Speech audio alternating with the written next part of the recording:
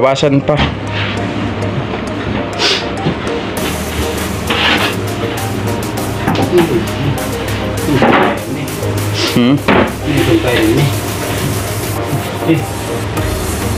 Bawasan pa ni mo gamay. Mag-iiman eh. So guys, kung magpapagawa kayo guys, oh, kontakin nyo lang ako guys, kasi yung kuya ko yung gumagawa. Yun. Yun guys, oh.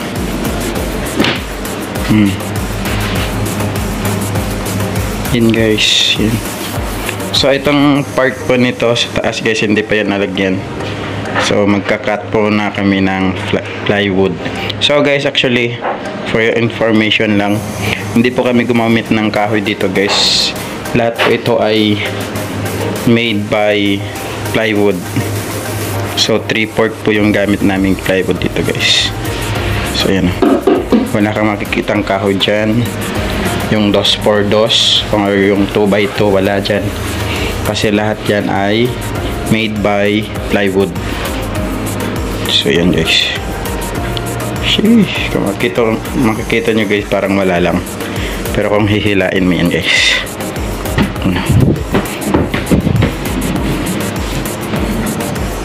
yan. So may stopper po siya. Ito po yung tawag niyan, stopper. So hindi po yan mailalabas kahit anong hila mo niyan. Kahit anong hila mo niyan, hindi yan lalabas kasi meron po siyang stopper. So ganyan po yung itsura niya. Mas gaganda pa yan guys pag meron na yung nandito sa taas, yung sahig dito sa taas, at saka yung complete package talaga nito, yung kasama na yung caution guys. So update ko kayo mamaya guys pag natapos na to. Let's go.